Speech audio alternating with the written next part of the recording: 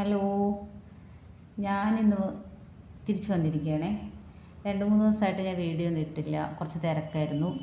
യൂണിഫോമിൻ്റെ തിരക്കൊക്കെ ആയത് കാരണം വീഡിയോ ഇടാൻ പറ്റിയില്ല. അപ്പോൾ ഇന്ന് ഞാൻ നിങ്ങൾക്ക് മുന്നിൽ വന്നിരിക്കുന്നത് എന്താണെന്നറിയോ? ഇന്ന് ഞാനൊരു നെക്ക് ഇവിടെ കാണിക്കാൻ പോവുകയാണ്. എന്താണെന്ന് വെച്ചാൽ ഇപ്പോൾ കാണുന്നുണ്ടോ ഈ ഫ്ലവർ നെക്ക്. അപ്പോൾ ഈ ഒരു ഫ്ലവർ നെക്ക് എങ്ങനെ ചെയ്തെടുക്കാമെന്നാണ് ഞാനിന്ന് ഇവിടെ കാണിക്കാൻ പോകുന്നത്. അപ്പോൾ ഇപ്പോൾ നമ്മുടെ സ്റ്റിച്ചിങ് പഠിക്കുന്നവർക്കും അല്ലാതെ സ്റ്റിച്ച് ചെയ്യുന്നവർക്കൊക്കെ ഒന്ന് ട്രൈ ചെയ്ത് നോക്കാവുന്നതാണേ. അപ്പോൾ ഞാനിവിടെ നിങ്ങൾക്ക് വേണ്ടി ഇത് ഒന്ന് സ്റ്റിച്ച് ചെയ്തെടുക്കാൻ പോവുകയാണ് കേട്ടോ. ഓക്കെ, എൻ്റെ കൂടെ വരില്ലേ? എന്നാൽ പോന്നോ? എന്നാൽ ഞാൻ സ്റ്റിച്ച് ചെയ്യണമെന്ന് കാണാം. അപ്പം ഞാൻ ആദ്യം ഇത് ഫ്ലവർ ഒന്ന് വെട്ടിയെടുത്തിട്ട് കണ്ടോ ഇങ്ങനെ ഒന്ന് അയൺ ചെയ്ത് എടുത്തിട്ടുണ്ട്. കണ്ടോ, കൃത്യമായിട്ടൊന്ന് നോക്കിക്കോളൂ. കണ്ടോ, നല്ലോണം അയൺ ചെയ്തിട്ട് എടുത്തത് കണ്ടോ. അപ്പോൾ നമുക്കിതൊന്ന് സ്റ്റിച്ച് ചെയ്തെടുക്കാം. ആദ്യം നമുക്കിത് കറക്റ്റായിട്ടൊന്ന് വെട്ടിക്കൊടുക്കാം. വെട്ടിയിട്ടൊന്ന് മടക്കിയടിക്കാം.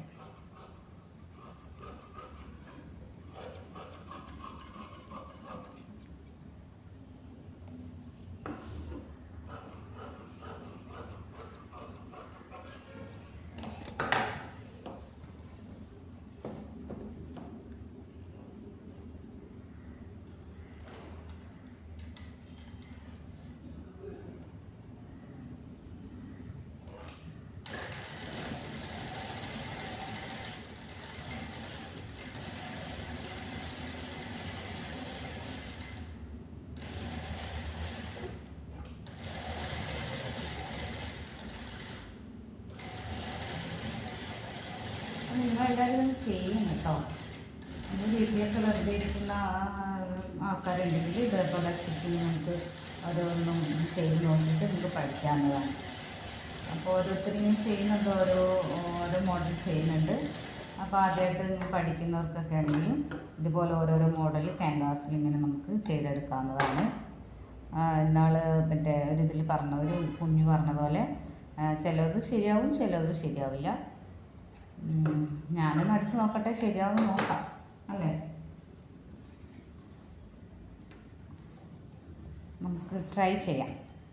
കാണിക്കാൻ പോവുകയാണ്. ഇതിനടുത്ത് നമുക്ക് സ്റ്റിച്ച് ചെയ്ത് എടുക്കാം.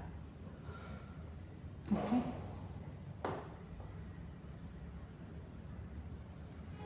ഇത് നീങ്ങി പോകാതിരിക്കുന്നതിന് നമുക്ക് ഇതിനെ നടുവിലൂടെ ഒരു സ്റ്റിച്ച് കൊടുക്കാം.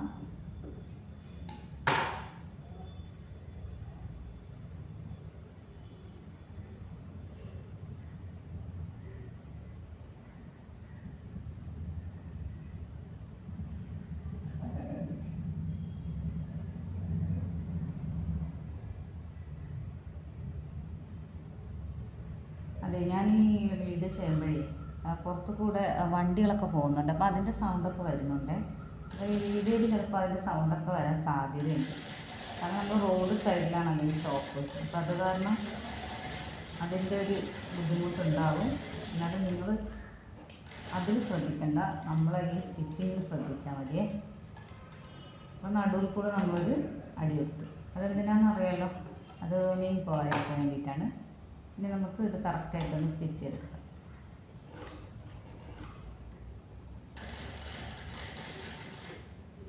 നമ്മൾ ചുരിദാറിലായിരുന്നാലും ബ്ലൗസിനായിരുന്നാലും നമുക്ക് ഏറ്റവും നന്നായിട്ട് നോക്കി ഇത് സ്റ്റിച്ച് ചെയ്യേണ്ട ഒരു ഭാഗം എന്ന് പറഞ്ഞാൽ കഴുത്തിൻ്റെ ഭാഗമാണ്. അപ്പോൾ കഴുത്താണ് നമുക്ക് ഏറ്റവും ക്ലിയറായിട്ട് വരുന്നത്. ബ്ലൗസിലാണെങ്കിൽ ഏറ്റവും ക്ലിയറായിട്ട് കഴുത്ത് വരണം. പിന്നെ ചുരിദാറിലാണെങ്കിൽ ക്ലിയറായിട്ട് കഴുത്തും വരണം, സൈഡ് ഓപ്പണും വരണം. നമ്മൾ കഴുത്തടിക്കുമ്പോൾ വളരെ ശ്രദ്ധയോട് കൂടിയിട്ട് വേണം അടിച്ചെടുക്കാൻ.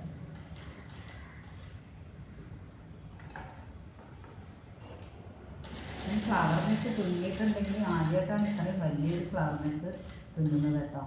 കുറേ ആയിട്ട് കുറച്ചൊക്കെ നമ്മൾ ചെറുതായിട്ടൊക്കെ ചെയ്യാറുണ്ടായിരുന്നു. പക്ഷേ ഇതിങ്ങനെ വലുതായിട്ടൊന്നും തുന്നുന്നതും ആദ്യമായിട്ടാണ്. അപ്പോൾ അത് ഞാൻ നിങ്ങളെ കൂടെ കാണിക്കാൻ വേണ്ടിയിട്ടാണിത് ഇത് എടുക്കുന്നത്. അപ്പോൾ നിങ്ങളിതെല്ലാം ഒന്ന് നോക്കി, അറിയാത്തവരാണേ, അറിയുന്നവരോടല്ല കേട്ടോ, അറിയാത്തവരവിടാണ് ഇത് അറിയുന്നത്. അറിയാത്തവരിത് ചെയ്ത് പഠിക്കാൻ വേണ്ടിയിട്ടാണേ. അറിയുന്നവർക്കൊക്കെ സിമ്പിളാണ്. നമ്മൾ ഒരുപാട് വീഡിയോയിലൊക്കെ ഓരോന്ന് കാണുന്നുണ്ടല്ലോ. ഇത് അറിയാത്തവർക്കൊന്ന് പഠിക്കാൻ വേണ്ടിയിട്ടും ഞാനും അതേമാതിരി ഇതേപോലെ പറഞ്ഞില്ല ചെറുതായിട്ട് ചെയ്തിട്ടുണ്ട്. ഇപ്പോൾ വലുതായിട്ട് ഞാൻ ചെയ്യുന്നത് ആദ്യമായിട്ടാണ്. നമ്മൾ പഠിക്കും തോറുമാണല്ലോ നമുക്ക് ഓരോ അറിവും കിട്ടുന്നത് അല്ലേ.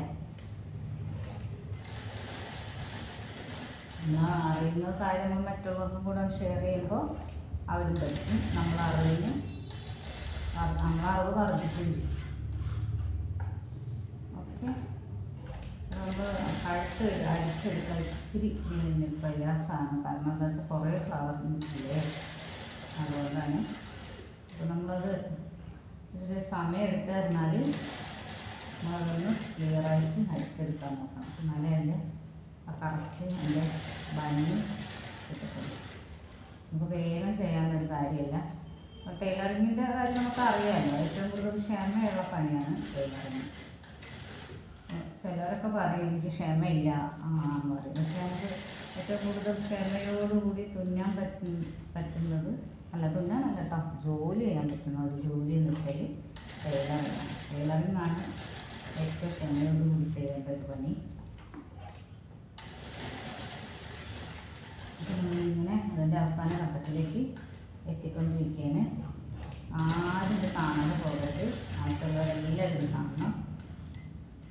ചിലപ്പോൾ കാണുമ്പോൾ നമുക്കൊരു പാടായിട്ട് തോന്നുമെങ്കിൽ അത് അടിച്ചെടുക്കുമ്പോൾ അല്ല നന്നായിട്ടിരിക്കും. അതുകൊണ്ടാണ്. അപ്പോൾ അതുകൊണ്ട് എല്ലാവരും ഇത് ചെയ്യണം, പഠിക്കണം, ചെയ്ത് പഠിക്കണം.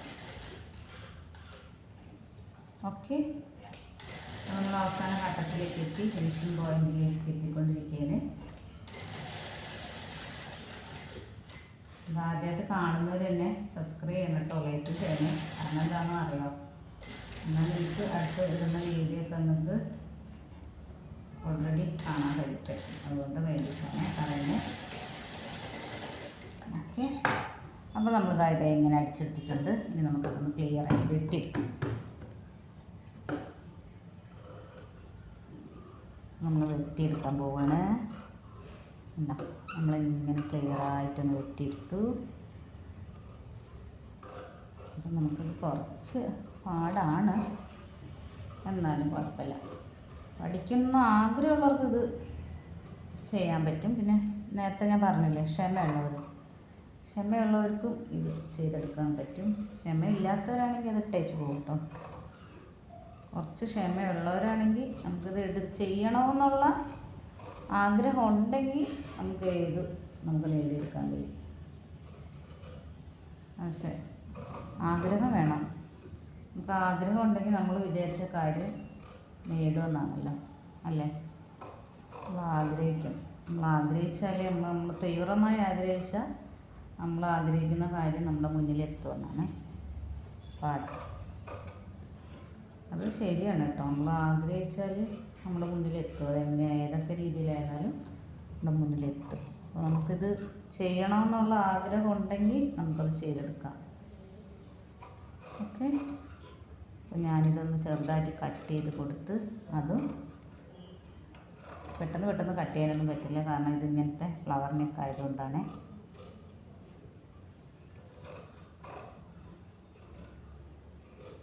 ഇത് കുറച്ച് സമയം വേണ്ടി വരും കേട്ടോ എടുക്കുമ്പോൾ.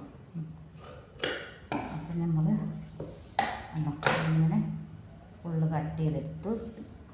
ഇനി അത് കട്ട് ചെയ്തെടുത്തിട്ട് നമ്മളിനി എന്താണെന്ന് ചെയ്യേണ്ടത്, ഇവിടെ ഓരോ വെട്ടിട്ട് കൊടുക്കണം. എന്നാലേ അതൊന്ന് മറിഞ്ഞ് കിട്ടത്തുള്ളൂ.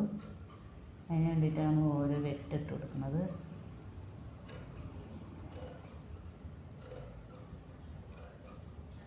അപ്പോൾ ഇത് കുറച്ച് ഹെവി ആയതുകൊണ്ടാണ് കേട്ടോ. എല്ലാവരും കണ്ടോ. അപ്പോൾ ഞാൻ ഈ വീഡിയോ കുറച്ച് ലെങ്തി ആയി പോകുമെന്ന് വിചാരിച്ചിട്ട് ഇതിൻ്റെ ബാക്കി ഞാൻ നാളെ കാണിക്കുന്നതായിരിക്കും. ഓക്കെ.